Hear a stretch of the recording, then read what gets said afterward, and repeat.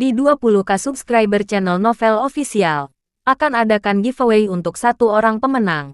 Syaratnya kalian harus subscriber, komen, like, share, supaya kalian bisa terpilih untuk jadi pemenang giveaway. Semoga beruntung bosku. Selamat datang di channel Novel Official. Sebelum kalian mendengarkan novel Pesona Pujaan Hati, jangan lupa like, share, and subscribe. Kalau tidak kusentil jantung kalian. Hehehehe. Tanpa lama-lama lagi langsung saja kita masuk di alur cerita novelnya. Bab 6781 sampai bab 6790. Ketika Charlie dan Duncan kembali ke Eropa Utara bersama-sama, Vera sudah bertengkar dengan Ratu Helena. Musim di Eropa Utara telah mencapai puncak musim dingin, dan hanya ada satu kali makan tersisa di siang hari. Seluruh negara telah memasuki keadaan semi-hibernasi, dan keluarga kerajaan secara alami juga sama. Di musim dingin setiap tahun, keluarga kerajaan Norwegia memasuki masa istirahat tahunannya.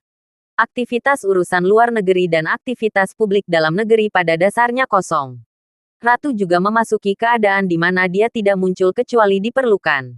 Helena pada dasarnya hanya memiliki sedikit hal yang harus diselesaikan. Dan pada dasarnya dia bersama Vera setiap hari. Peternakan yang dipercayakan Charlie untuk dibelinya telah dirapikan.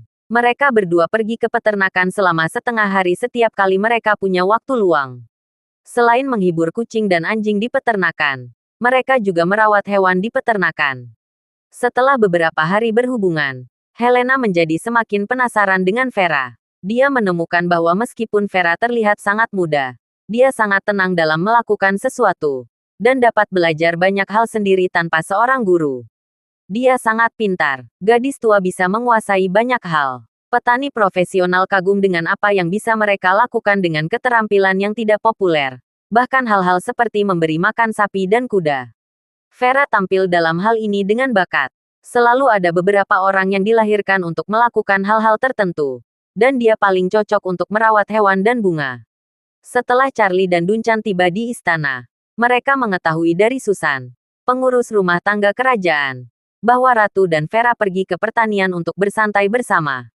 Charlie awalnya ingin mereka bersenang-senang dan tidak terburu-buru memberitahu mereka tentang kepulangannya. Tetapi Susan diam-diam memberitahu Helena. Jadi dia dan Vera tidak sabar untuk segera kembali ke istana. Setelah Charlie pergi selama beberapa hari, keduanya sangat merindukannya. Mengetahui bahwa Charlie kembali, mereka tentu saja berharap untuk segera kembali membahasnya. Melihat Charlie lagi, Vera tampak jauh lebih tenang. Dia hanya tersenyum dan memanggil saudara laki-laki Charlie. Sebaliknya, Helena terus bertanya dan khawatir apakah perjalanan Charlie ke Maroko berjalan lancar. Dia tahu ada kecelakaan industri besar di Maroko, dan dia tahu itu pasti Charlie. Dia sangat prihatin akan hal itu. Charlie kemudian berkata kepada mereka berdua, perjalanan ke Maroko ini secara keseluruhan sangat lancar, dan saya memperoleh banyak hal. Sebagian besar orang di rumah gubernur tentara kanan berada di bawah kendali saya. Jika mereka mengambil tindakan apapun di masa depan, saya akan menjadi orang pertama yang melakukannya. Waktu akan menjawabnya. Oleh karena itu, Charlie berkata kepada Helena, Helena, mohon luangkan waktu untuk meningkatkan sistem pengawasan di dalam istana dan area sekitarnya selama beberapa kilometer. Dan melengkapi semua penjaga dan personel keamanan yang bertanggung jawab untuk patroli dan kewaspadaan dengan pencegahan portabel. Dan harus dilengkapi dengan perangkat yang dapat mengunggah gambar video ke cloud secara real-time. Dan kemudian menyinkronkan data semua perangkat pemantauan ke server AI secara real-time. Helena bertanya dengan rasa ingin tahu. Apa pertimbangan Tuan Wade? Charlie berkata, menurut wilayah perkumpulan penghancuran King, seluruh Eropa, kecuali Rusia, berada di bawah tanggung jawab Istana Gubernur Tentara Kanan, dan Eropa Utara tidak kecuali. Jika perkumpulan penghancuran King mengirim orang ke Eropa Utara di masa depan, itu pasti dari Istana Gubernur Tentara Kanan. Teman-teman, AI telah menguasai fitur wajah sejumlah besar anggota rumah Gubernur Tentara Kanan, dan dapat segera memperingatkan kita setiap kali mereka muncul. Helena mengangguk dan berkata, saya mengerti. Jangan khawatir, Tuan Wade. Besok saya akan membuat pengaturan untuk meningkatkan keamanan sistem. Oke, Charlie berkata. Kamu telah bekerja keras akhir-akhir ini untuk membantuku menjaga Vera. Setelah keluar begitu lama, semuanya hampir selesai. Sudah waktunya kita kembali. Helena buru-buru bertanya kepadanya. Tuan Wade, Anda baru saja kembali dari Maroko. Berapa hari Anda akan istirahat sebelum berangkat? Tidak, Charlie tersenyum dan berkata. Masih banyak hal yang harus dilakukan di Aurus Hill. Jadi saya tidak akan menunda lagi. Saya berencana berangkat besok pagi. Helena memiliki rasa kesopanan. Meskipun dia kecewa ketika Charlie mengatakan ini, dia tetap berkata, karena Tuan Wade telah memutuskan, saya tidak akan menahannya. Saya akan pergi ke bandara untuk menemui Anda dan Nona Lavor pergi besok. Vera di samping tiba-tiba tersenyum dan bertanya, Sister Helena, musim dingin di Eropa Utara terlalu panjang dan akan membosankan jika Anda tinggal di sini dalam waktu lama. Mengapa tidak pergi ke China untuk berlibur bersama kami? Keluarga kerajaan Nordik Anda telah memasuki liburan musim dingin sebelumnya. Jadi Anda juga harus pergi ke Eropa Selatan atau negara Katulistiwa untuk berlibur. Bukan? Helena tidak menyangka Vera akan mengundangnya ke Tiongkok. Dia berkata dengan canggung. Kami pergi ke Eropa Selatan atau negara-negara Katulistiwa untuk berlibur. Terutama karena kami memiliki industri di sana dan akrab dengan pemerintah setempat. Ini juga lebih nyaman dan lebih pribadi.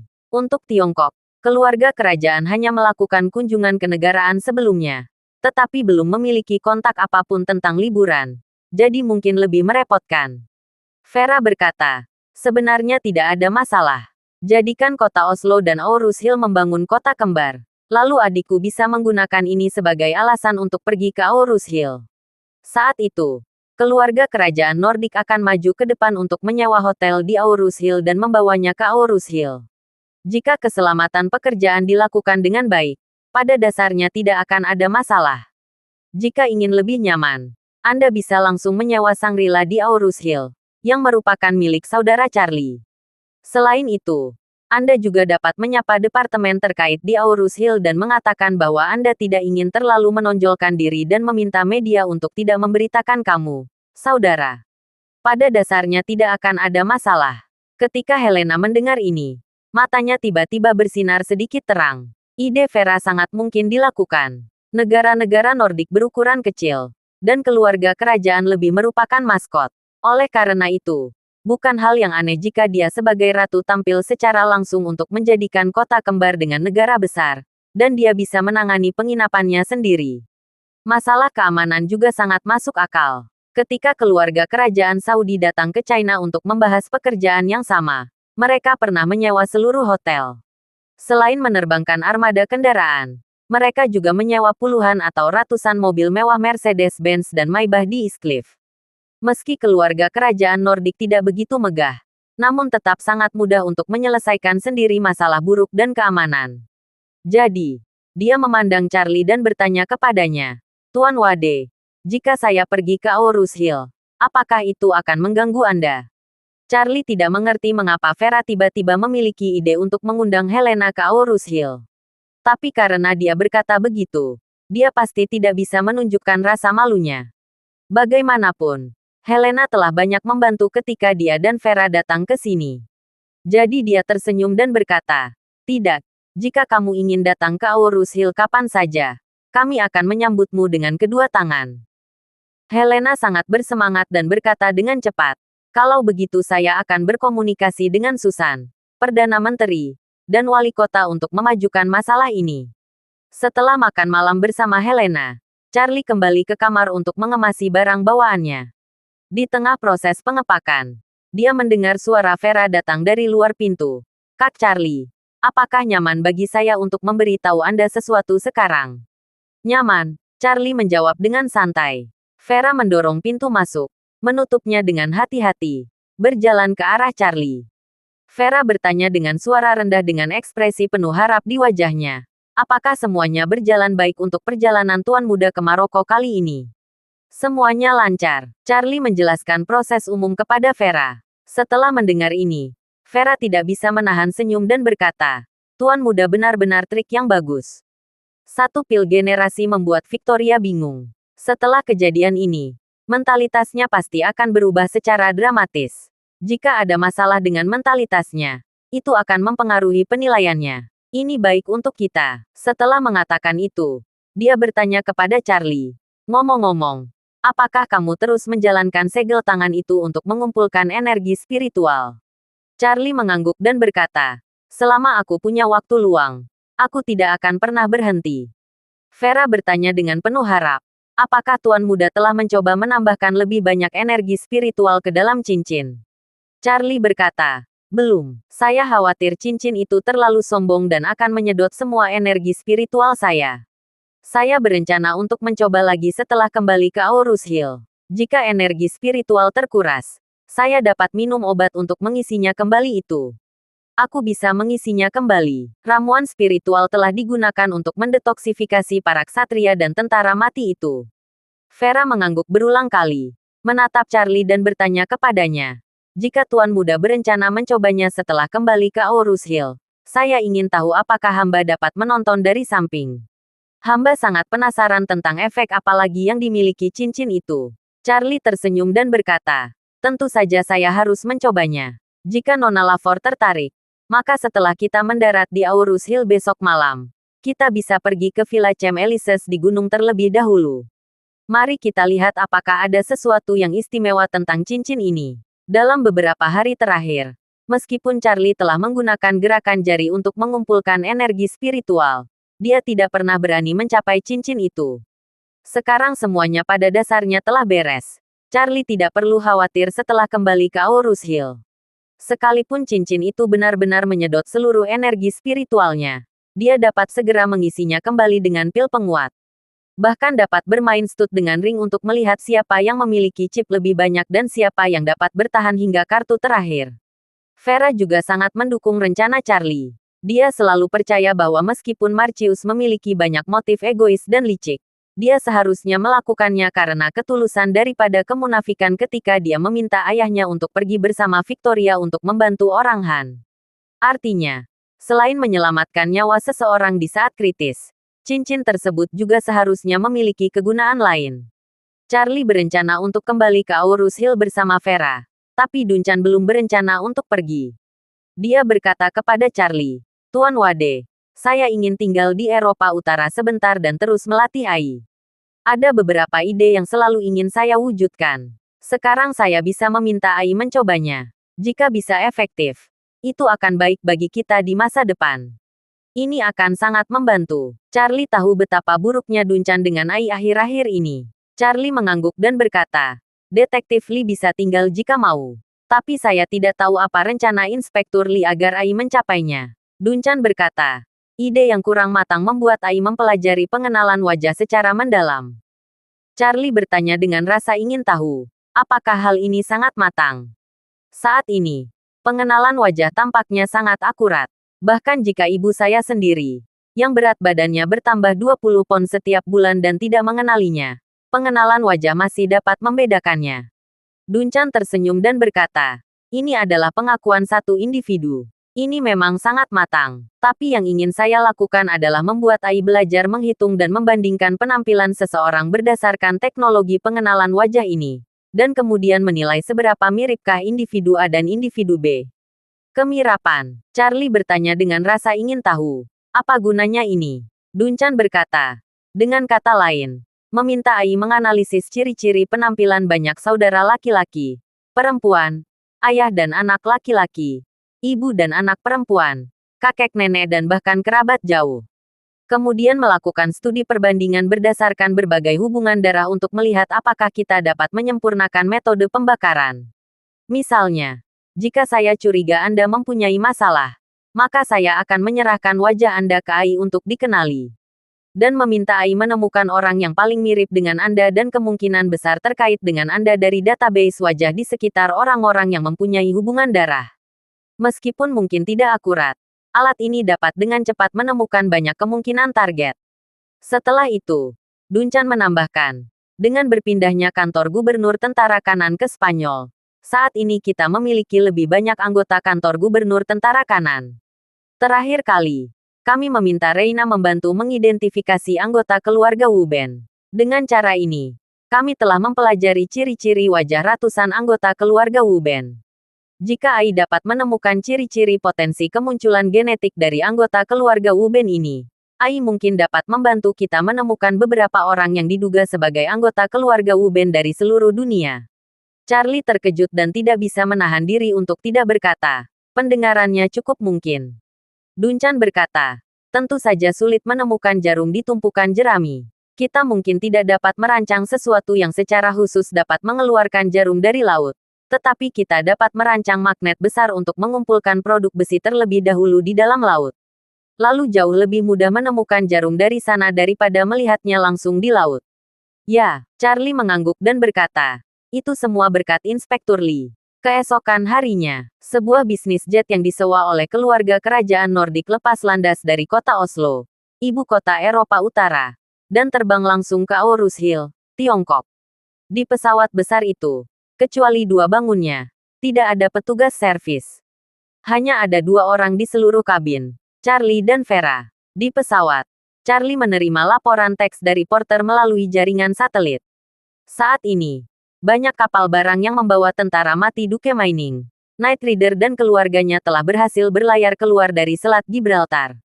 Ini juga berarti mereka benar-benar terbebas dari ancaman perkumpulan penghancuran King. Karena Selat Gibraltar hanya berjarak 1 laut Mediterania dari Suriah. Dibutuhkan waktu sekitar 1 minggu untuk mencapai pangkalan Istana Wanlong di Suriah setelah menempuh perjalanan lebih dari 3.000 km. Charlie ingin Reina tiba di Aarhus Hill sesegera mungkin dan meminta bertemu Ruby terlebih dahulu. Charlie bertanya kepada Vera, apakah ada saluran bagi Nona Lavor untuk mengirim Reina itu ke Tiongkok? Maksud saya adalah, jangan sampai meninggalkan catatan masuk atau keluar. Bahkan identitas palsu, tidak boleh disimpan. Dan dia tidak boleh dilihat oleh petugas imigrasi lainnya. Vera berpikir dan berkata, kalau begitu minta porter membawa ke Suriah dulu. Hubungan Istana Wanlong dengan pemerintah dan kekuatan revolusioner di Suriah sangat rumit. Dan mereka pasti tidak akan membawa orang ke negara itu melalui jalur resmi. Pertama, meminta mereka membawa orang ke Suriah. Dan juga meminta untuk memberikan pelajaran kepada tentara Istana Wanlong dan mengajari mereka cara berlatih seni bela diri. Hamba bertanya kepada Emmet Sansor apakah Tiongkok telah terbang ke Suriah untuk mendapatkan bantuan kemanusiaan baru-baru ini. Kalau begitu, minta Reina kembali dengan penerbangan pulang. Dia pasti bisa membantu menyelesaikan masalah imigrasi.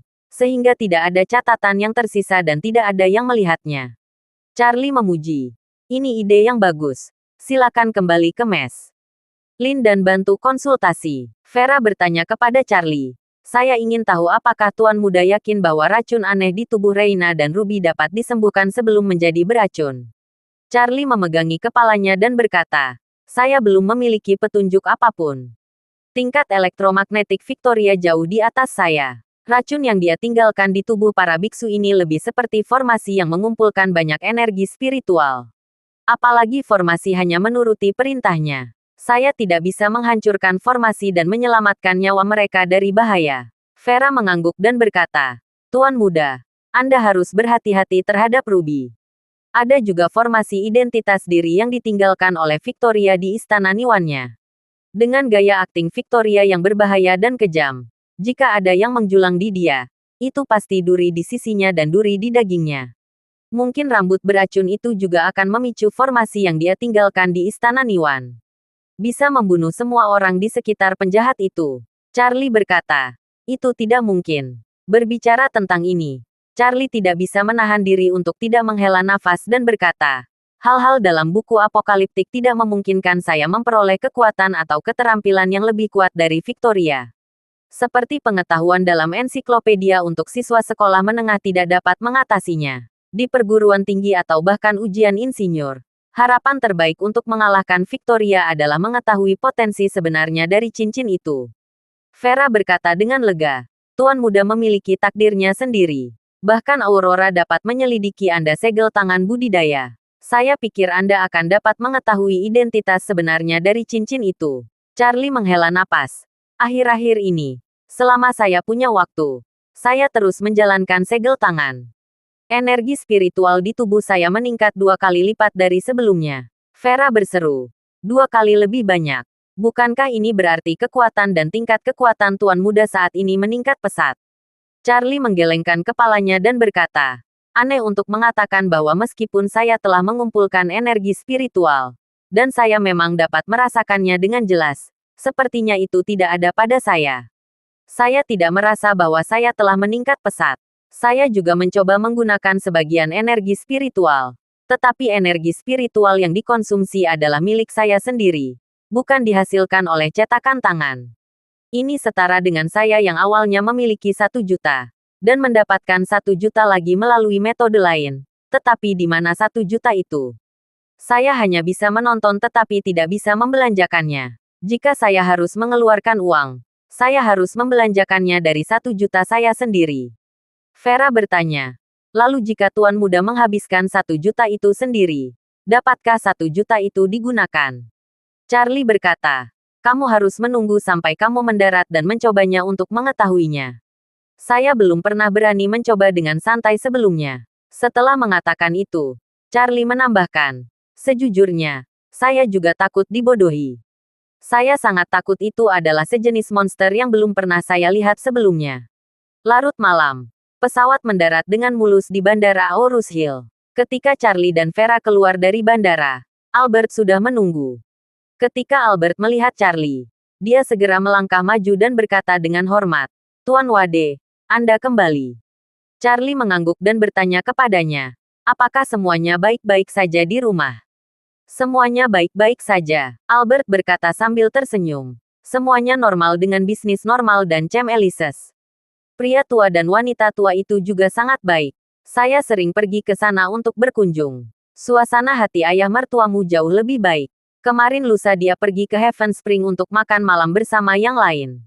Tuan Bei sangat sopan kepadanya. Saya juga mengirim seseorang ke sisi istri Anda untuk mengawasi. Tetapi tidak ada sesuatu yang terjadi. Oke, Charlie berkata. Jangan beritahu orang lain aku sudah kembali.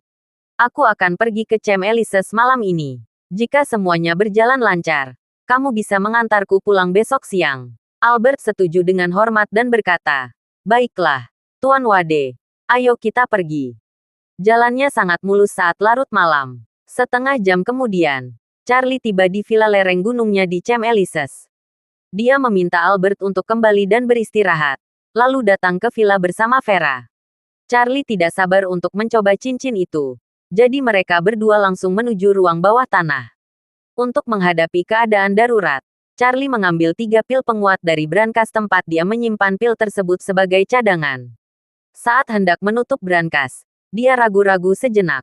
Dia mengeluarkan 5 pil lagi dari brankas. Dan berkemah, bersiaplah. Mungkin tidak satu pun dari mereka akan diperlukan. Setelah mengatakannya, dia mengeluarkan cincin itu dan meletakkannya di depan matanya. Charlie mengatur napasnya sedikit dan berkata kepada Vera, Nona Lafor, saya akan mentransfer energi spiritual ke dalam cincin.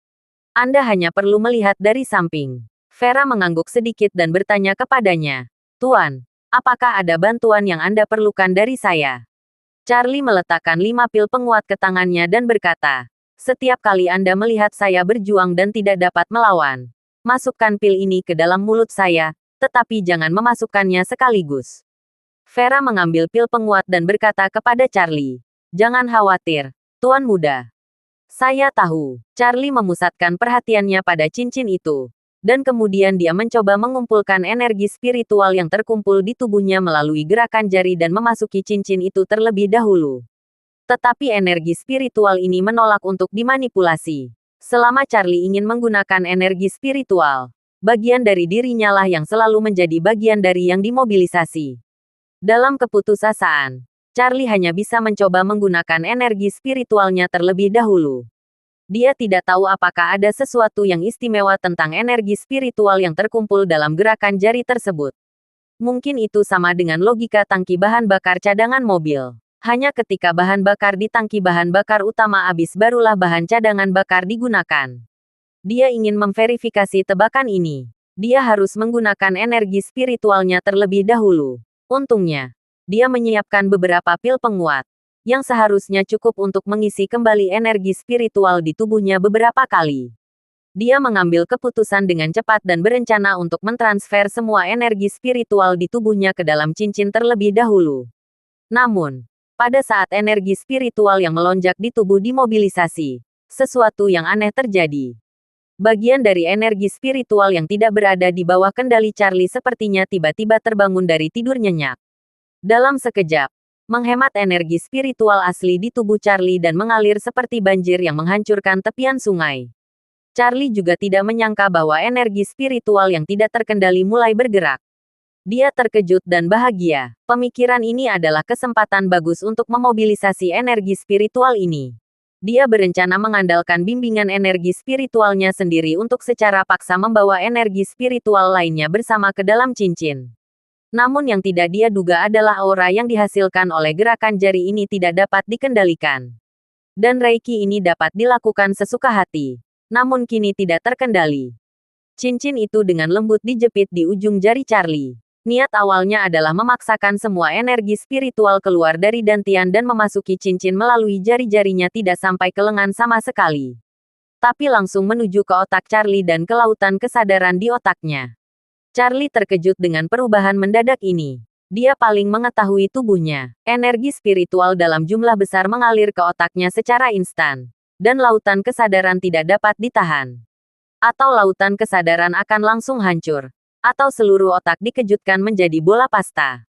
Dia sangat gugup sehingga dia berusaha mati-mati untuk mengendalikan auranya. Pembuluh darah muncul di lengan, leher, dan pipinya. Tetapi auranya masih di luar kendali. Pada saat ini, Vera melihat Charlie memasang ekspresi garang dan berkeringat banyak. Dia berpikir bahwa Charlie tidak dapat menahan diri. Dia segera mengikuti instruksinya dan memasukkan pil penguat ke dalam mulut. Charlie mencoba yang terbaik untuk membimbing energi spiritual. Tetapi semuanya sia-sia. Ketika kesadarannya hilang, energi spiritual murni yang kuat melonjak keluar dari dantiannya. Dia sangat akrab dengan energi spiritual semacam ini. Itulah kekuatan obat pil penguat. Meskipun dia merasa tertekan, ini adalah masa kritis. Energi spiritual yang tidak terkendali saat ini berlebihan. Jika dia memiliki energi spiritual yang lebih terkendali, dia tidak akan mampu membiarkan keadaan dari sedikit kerugian. Maka, ia segera berusaha memindahkan energi spiritual dari dantiannya ke otaknya untuk melawan energi spiritual tersebut. Namun paradoksnya adalah, saat dia mengerahkan energi spiritualnya untuk bersiap menyelamatkan energi spiritual lain yang terperangkap, energi spiritual aneh yang terjerat tersebut sepertinya merasakan bala bantuan datang dari belakang, dan langsung memutar arah dan menyerang balik dari otak. Dia secara langsung mencegat energi spiritual baru di meridiannya, dan kemudian menjeratnya di dalam dirinya. Charlie ngeri saat mengetahui bahwa aura yang diubah oleh pil penguat juga dipertahankan dan dikendalikan sepenuhnya oleh aura aneh. Segera setelah itu, energi spiritual yang lebih kuat terus menyerang ke atas. Charlie sangat ketakutan sehingga dia sangat ingin mematikan meridiannya untuk memblokirnya. Tetapi tidak ada energi spiritual yang dapat mengendalikan tubuhnya. Manifestasi fisik dari upaya yang sia-sia ini berbeda dari yang sebelumnya. Hal yang sama, membuat diri terlihat garang dan menyakitkan. Vera sangat gelisah sehingga dia tidak berani bertahan. Dia segera memasukkan satu lagi ke dalam mulut Charlie. Lalu kejadian aneh terjadi lagi. Energi spiritual yang sudah mendekati lautan kesadaran merasakan ada energi spiritual lain yang mengalir ke dantian. Sebelum Charlie dapat mengerahkan energi spiritual ke atas, ia berputar 180 derajat dan menggali menuju dantian. Energi spiritual yang semakin kuat benar-benar tak terhentikan saat ini. Energi spiritual yang baru disuntikkan ke dalam dantian diserap sepenuhnya oleh lawan bahkan sebelum dihangatkan. Hati Charlie hampir runtuh. Bagaimana dia bisa membayangkan aura aneh ini akan bermain seperti ular rakus di tubuhnya. Vera yang tidak tahu kenapa, melihat bahwa Charlie masih belum membaik setelah meminum 2 pil. Dia segera memasukkan pil lain ke dalam mulutnya. Charlie berpikir, hantu ini ada di sini untuk menipu energi spiritual. Jika dia mengesampingkan seperti ini, bukankah semua pil berharga akan terbuang percuma? Tetapi pada saat ini, dia begitu teralihkan sehingga dia bahkan tidak bisa membuka mulutnya untuk berbicara dengan Vera. Satu-satunya hal yang bisa dia lakukan adalah menutup mulut sebanyak mungkin dan memenuhi gigi untuk mencegah Vera memasukkan pil ke dalam mulut lagi. Akibatnya, energi spiritual aneh itu kembali berperan sebagai ular rakus di tubuh Charlie. 3, 4, 5. Untuk mencegah Charlie mendapat masalah, Vera memberi Charlie 5 pil. Dia memohon, Tuan, dapatkah Anda mendengar suara saya? Apakah karena energi spiritual masih belum cukup? Bagaimana jika itu tidak cukup? Beritahu saya, kata Sandi brankasnya. Saya akan mengambilkan beberapa pil lagi. Bagaimana Charlie bisa menanggapinya? Auranya begitu kuat sehingga berbalik lagi dan menuju ke otaknya. Energi spiritual yang sangat kuat mengalir ke lautan kesadaran, membuat penglihatan Charlie menjadi gelap. Dia merasakan sakit yang tajam seolah-olah otaknya dibentangkan. Dan kemudian dia sadar kehilangan. Dan pada saat dia kehilangan kesadaran, sebuah pagoda yang perkasa dan megah tiba-tiba berdiri di atas lautan kesadaran tanpa alasan. Penampakan pagoda itu sama dengan menara harta karun 4 sisi. Sayangnya Charlie tidak bisa melihat adegan ini sama sekali. Pada saat ini, kesadaran Charlie seperti lautan luas. Dan tiba-tiba energi spiritual yang kuat memicu gelombang badai yang sepertinya mampu menelan semuanya. Namun kemudian, energi spiritual yang tampaknya menghancurkan itu berubah menjadi titik kecil yang tak terhitung jumlahnya. Menuju ke arah pagoda yang tergantung pada udara yang dipindahkan. Dan setelah pagoda menyerap titik-titik cahaya yang diubah dari energi spiritual itu, pagoda itu tampak telah melalui banyak perubahan kehidupan dan bobrok dalam 1 detik. Kemudian meledak dengan cahaya Buddha yang berwarna-warni pada detik berikutnya. Dan warna-warninya yang jatuh pun memudar, juga di sini. Momen itu berkelanjutan angsur pulih. Tampaknya olah telah kembali ke momen yang baru dibangun setelah 1000 tahun. Pagoda baru. Khusyuk melayang di lautan kesadaran Charlie. Setelah semua energi spiritual diserap, tiba-tiba tenggelam ke dalam lautan kesadaran dan menghilang tanpa jejak. Dan lautan kesadaran Charlie kembali tenang. Saat ini, Charlie pingsan dan langsung jatuh ke pelukan Vera. Vera sangat gugup, memegangi kepala Charlie dan menangis. "Tuan, jangan menakuti saya. Tolong segera bangun." Charlie perlahan membuka matanya. Saat ini, ia merasa tubuhnya lemah seperti di penjara di tempat pembakaran batu bara hitam dan menggali batu bara tanpa henti selama 7 hari 7 malam. Setiap otot dan setiap tulang, semuanya terasa nyeri. Ketika dia melihat Vera menggendongnya, dia bertanya, "Saya masih hidup?" Ketika Vera melihat Charlie bangun, dia menangis bahagia dan berkata, "Guru, Anda sudah bangun. Saya takut setengah mati. Apa yang terjadi pada Anda terjadi?" Charlie mengingat semua hal baru yang baru saja terjadi. Kemudian mencoba mengintip meridian dan dantiannya. Dimanapun ada jejak energi spiritual, semuanya diserap sepenuhnya oleh energi spiritual yang aneh. Dia bertanya pada Vera, "Berapa banyak pil yang kamu berikan padaku?" Vera berseru, "Tidak cukup memberi makan Tuan Muda 5 pil. Saya mengira Tuan Muda tidak akan mampu bertahan hidup." 5. Mata Charlie menjadi gelap lagi. Dan dia hampir pingsan lagi.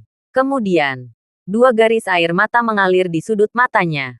Dan dia mengumpat dengan gigi terkatup. Gerakan jari omong kosong yang membuatku mengira itu adalah Buddha yang muncul. Ini hanyalah penipuan sialan. Charlie bukanlah orang yang pelit. Tapi dia sangat tertekan dengan pemborosan energi spiritualnya.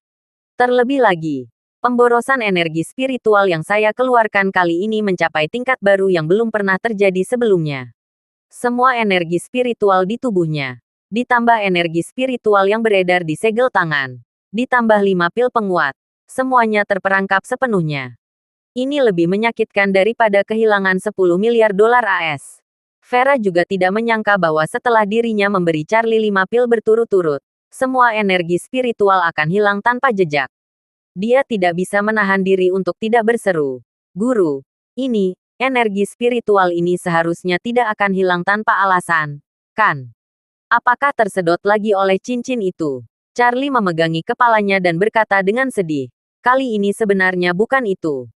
Saya ingin mengarahkan semua energi spiritual ke dalam cincin. Tetapi energi spiritual yang dihasilkan oleh penggunaan segel jari tidak hanya di luar kendali saya, tetapi juga tampaknya memiliki kesadarannya sendiri.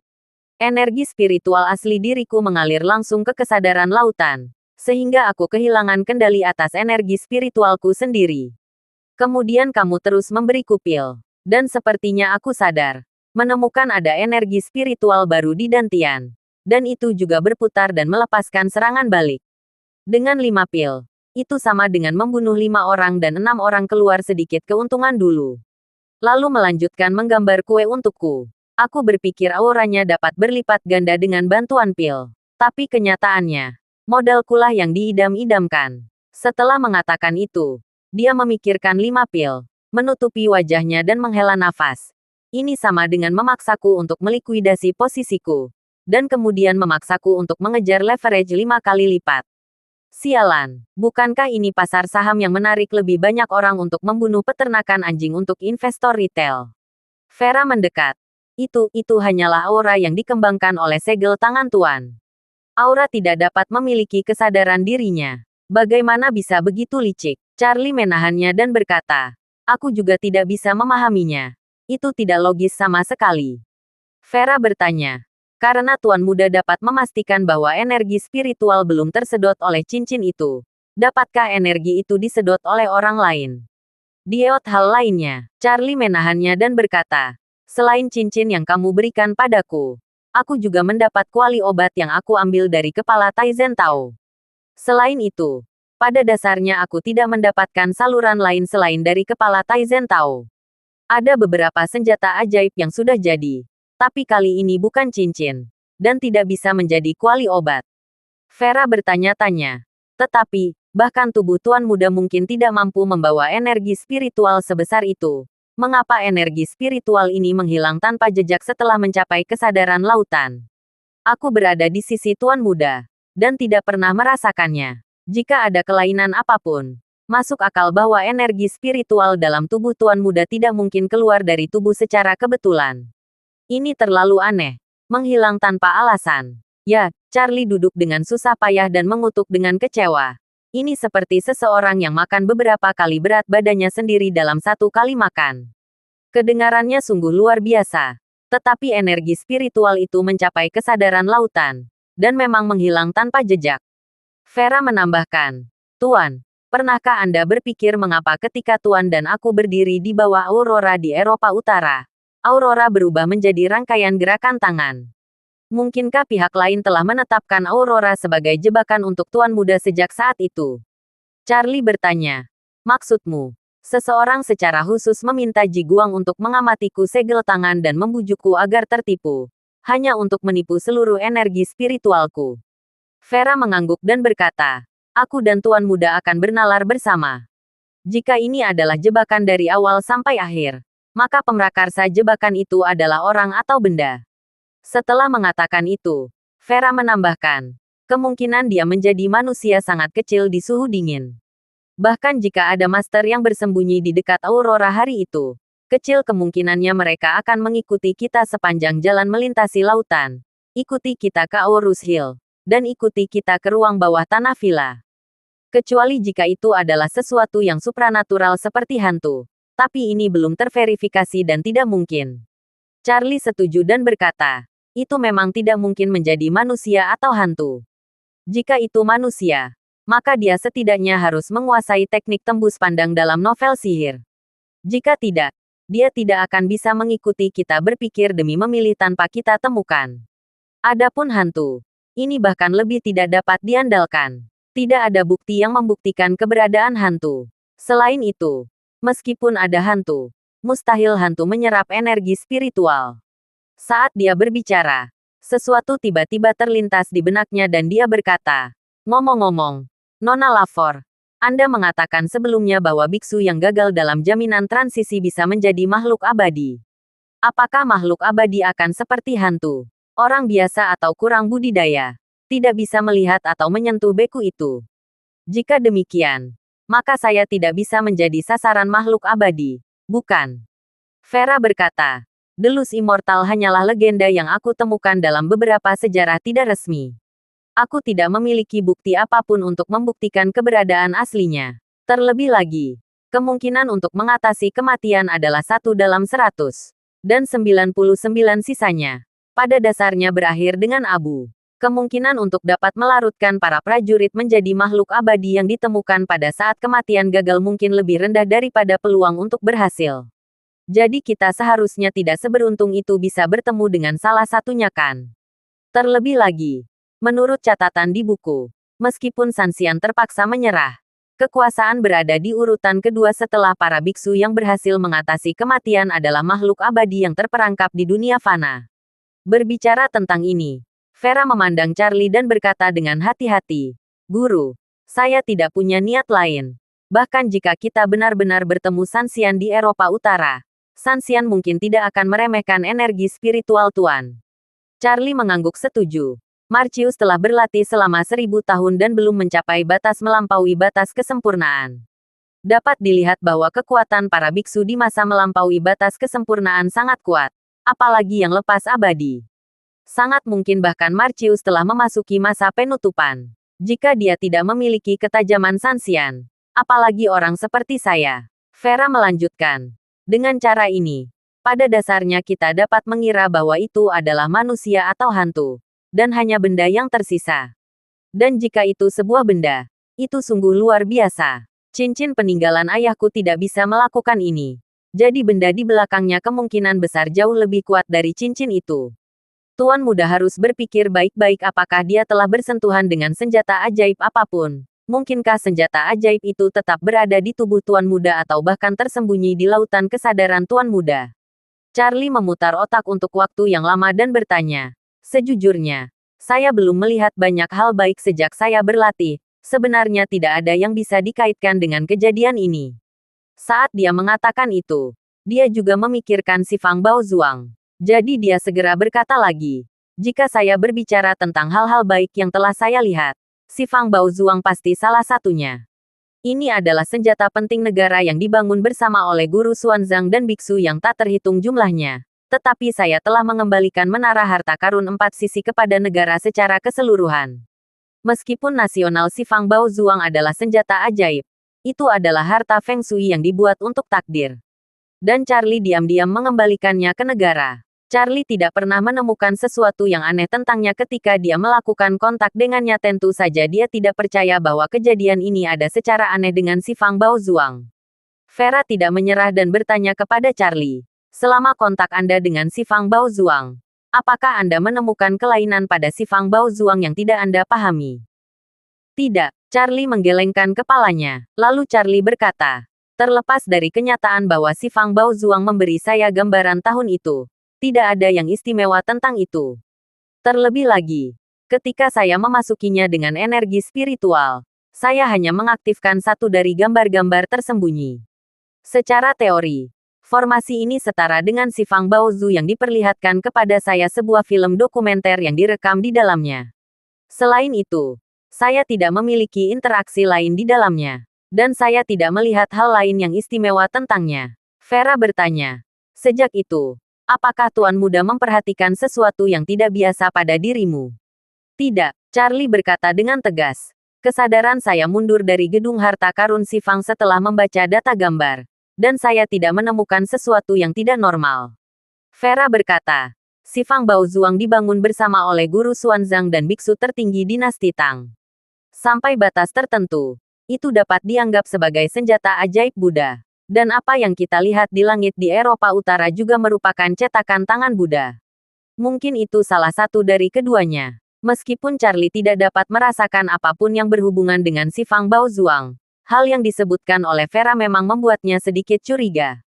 Jadi Charlie berkata, jadi, si Fang Baozuang agak mencurigakan. Secara logika, tidak ada negara di Eropa yang percaya pada agama Buddha. Bahkan jika ada penglihatan di langit dekat lingkaran Arktik di Eropa Utara, aurora seharusnya berubah menjadi salib Kristen dan bukan swastika Buddha menara 4 arah.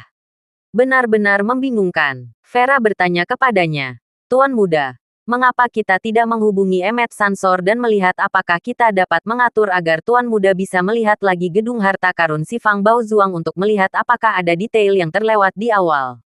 Vera mengusulkan untuk melihat si Fang Baozuang. Dan Charlie segera tergerak.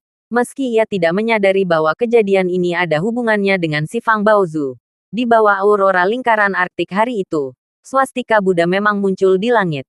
Dan gerakan jari tersebut memang berasal dari agama Buddha. Charlie tidak memiliki banyak kontak dengan agama Buddha, kecuali pernah diblokir oleh biarawati palsu di biara di luar Gunung Siwanda.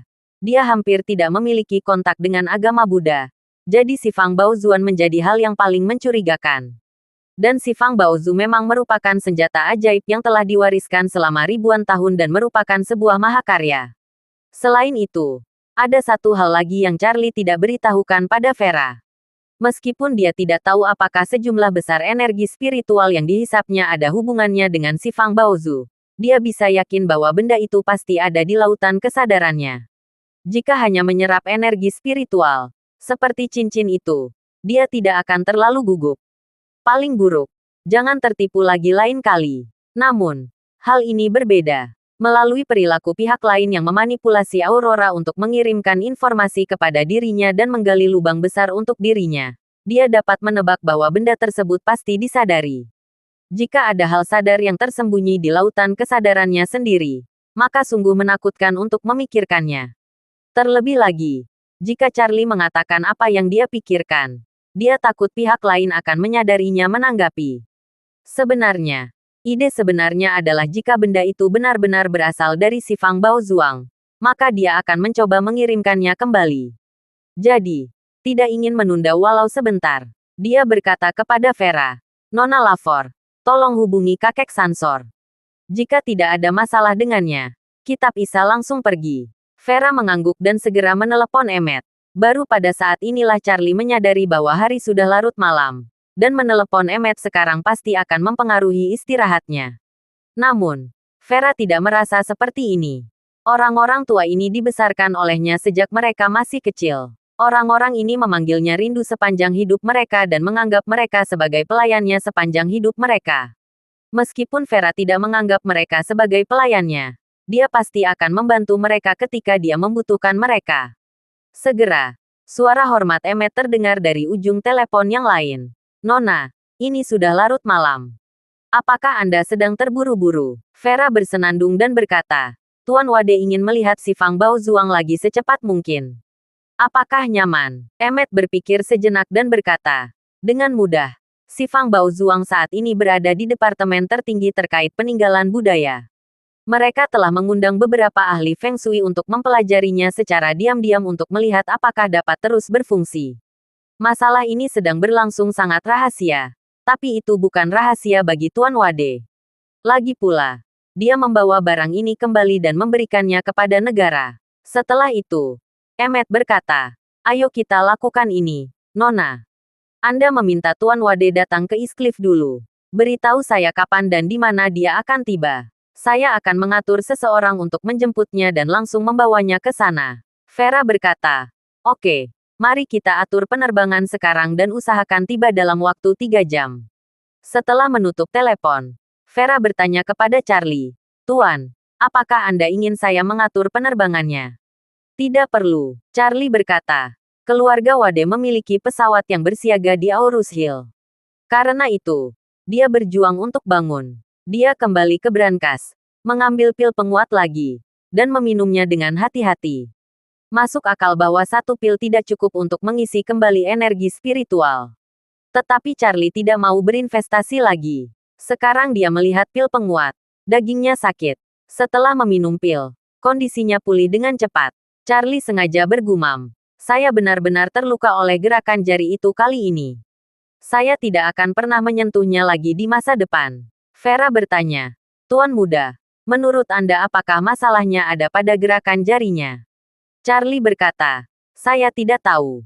Tapi gerakan jarinya pasti umpan. Prioritas utama sekarang adalah mencari tahu siapa yang mengendalikan umpan itu." Selain itu, Charlie berharap menemukan kesempatan untuk mengusir dewa wabah di tubuhnya yang dapat menyedot energi spiritualnya sendiri. Charlie kemudian menelepon untuk mengatur penerbangan, dan kemudian buru-buru meninggalkan villa di sisi gunung bersama Vera. Untungnya, ada kendaraan cadangan di sini. Jadi Charlie tidak meminta Albert mengantarnya pergi. Dia pergi ke bandara bersama Vera, lalu berangkat di malam hari dan terbang langsung ke East Cliff. Setelah 1,5 jam penerbangan, pesawat mendarat di Bandara East Cliff. Cuaca di East Cliff jarang sekali dingin hari ini. Salju mulai turun sejak malam, dan salju semakin lebat saat ini. Tebal salju di kedua sisi landasan bandara hampir 10 cm. Meskipun ada salju tebal di langit, Emmet sudah menunggu di sini secara langsung. Begitu keduanya turun dari pesawat, mereka melihatnya maju dan berkata, "Nona, Tuan Wade, saya sudah menyapa kepada para departemen peninggalan budaya. Kita bisa pergi ke sana sekarang." Charlie berkata dengan hormat, "Kakek Sansor, maafkan saya." Emmet berkata, Tuan Wade terlalu sopan. Ini semua berada dalam lingkup Anda. Emmet juga sangat berterima kasih kepada Charlie. Bahkan jika Charlie tidak meminta Vera berbicara dan meminta bantuannya secara langsung, dia pasti tidak akan menolak. Segera setelah itu, konvoi 3 kendaraan melaju cepat menuju pinggiran kota Eastcliff. Namun, yang tidak disangka Charlie adalah si Fang Baozuang tidak disimpan di Departemen Peninggalan Budaya, melainkan di stasiun garnisun di pinggiran Eastcliff. Alasan utama band itu ditempatkan di garnisun militer adalah karena si Fang Baozuang terlalu berharga. Sampai batas tertentu, ia berada pada level yang sama dengan segel Kekaisaran Qin Shi Huang Akademisi. Peninggalan budaya terbaik bangsa Tiongkok. Selain itu, ada alasan lain yang sangat rahasia, yaitu departemen terkait lebih memilih percaya bahwa itu ada daripada percaya bahwa itu tidak ada, dan ingin memverifikasi apakah si Fang Baozuang dapat memberkati nasib nasional. Ketika Charlie dan Vera melewati kam dan tiba di depan gedung inti, Emmet berbisik kepada mereka, si Fang Baozuang disimpan di bunker bawah tanah. Ada perintah yang mengharuskan si Fang Baozuang untuk tidak meninggalkan kam bunker bahkan setengah langkah. Jadi satu-satunya cara untuk melihatnya adalah dengan turun. Charlie mengangguk dan berkata, semuanya akan mengikuti pengaturanmu. Karena Emmet telah menyapa dan atasannya mengetahui bahwa si Fang Baozuang dikirim kembali oleh Charlie, dia ingin melihat si Fang Baozuang. Para prajurit yang menjaga tempat kejadian tidak memeriksa terlalu banyak dan membiarkan mereka masuk ke dalam gedung. Pada saat ini, seorang perwakilan militer datang, memberi hormat kepada Emmet, dan berkata dengan hormat, Tuan Sansor, saya telah ditunjuk untuk menemani Anda dan kedua tamu tersebut selama seluruh proses. Emmet mengangguk dan bertanya kepadanya, apakah ada orang di bawah sana? Ya, perwakilan tersebut berkata, kami memiliki tentara yang menjaga tempat itu 24 jam sehari. Kami biasanya memiliki beberapa ahli peninggalan budaya dan ahli metafisika untuk melakukan penelitian. Tetapi mereka sudah pergi saat ini dan tidak akan kembali sampai pukul 7 jam pagi. Karena itu, pria itu membukakan satu-satunya lift ke bunker bawah tanah untuk mereka dan mempersilakan mereka masuk. Setelah Charlie memasuki lift, dia menemukan bahwa selain lantai pertama, lift juga memiliki 3 tombol, B3, B2, dan B1. Kalau dipikir-pikir, bunker bawah tanah seharusnya memiliki 3 tingkat. Perwakilan tersebut menekan B3 pada elevator, dan elevator bergerak ke bawah dengan cepat dan lancar hingga berhenti di bagian bawah. Setelah keluar dari lift, perwakilan militer membawa ketiga orang itu ke ruangan yang tertutup rapat dengan hanya satu pintu lemari besi. Seluruh ruangan dibungkus dengan cangkang baja keras untuk memastikan tidak ada yang salah. Bahkan tidak ada saluran ventilasi di dalamnya. Hanya terdapat 2 ventilasi udara pada pintu lemari besi. 1 saluran masuk dan 1 saluran keluar. Ventilasi udara berupa kumpulan lubang-lubang kecil setebal kurang dari 1 cm yang dibuat khusus pada pintu besi tebal tersebut jarak lubang. Di luar pintu, ada beberapa tentara dengan peluru tajam yang menjaganya. Misi mereka adalah mengawasi si Fang Baozu ketika ada seseorang di dalam. Dan ketika tidak ada orang di sana, mereka akan menjaga pintu dengan ketat untuk memastikan tidak ada apapun tampaknya. Persetujuan diperbolehkan masuk, orang. Selain itu, para penjaga ini sendiri tidak memiliki kunci dan kata sandi. Kunci dan kata sandi tersebut disimpan oleh perwakilannya. Jika dia datang untuk membuka pintu dan masuk, para prajurit ini harus mengikutinya masuk dan melindungi si Fang Baozu dengan ketat. Sebelum pintu dibuka, Charlie memperhatikan lautan kesadarannya. Sebelumnya, sejumlah besar energi spiritual menghilang begitu saja di lautan kesadaran, yang membuatnya curiga bahwa benda itu menyedotnya. Energi spiritualnya kemungkinan besar tersembunyi di lautan kesadarannya, tapi saya tidak bisa menyadarinya. Ia merasa jika benda-benda yang ada di lautan kesadaran benar-benar berhubungan dengan si Fang Baozuang, maka ketika ia kembali ke si Fang Baozuang lagi, benda-benda itu pasti ada hubungannya dengan si Fang Baozuang. Saat suara verifikasi berbunyi, pintu logam berat itu perlahan didorong keluar. Pada saat ini, si Fang Baozu berbentuk persegi itu ditempatkan di atas alas setinggi sekitar 1 meter di tengah lemari besi. Ketika Charlie melangkah menuju si Fang Baozu, dia tiba-tiba merasakan pingsan di kedalaman kesadarannya. Seolah-olah ada ikan besar yang berenang dengan hati-hati dan berbalik di bawah air yang tenang. Pada saat ini, Charlie yakin bahwa memang ada sesuatu yang tidak diketahui di lautan kesadarannya. Dan itu pasti ada hubungannya dengan si Fang Baozuang. Terima kasih sudah mendengarkan cerita novel Pesona Pujaan Hati. Sampai jumpa di novel selanjutnya.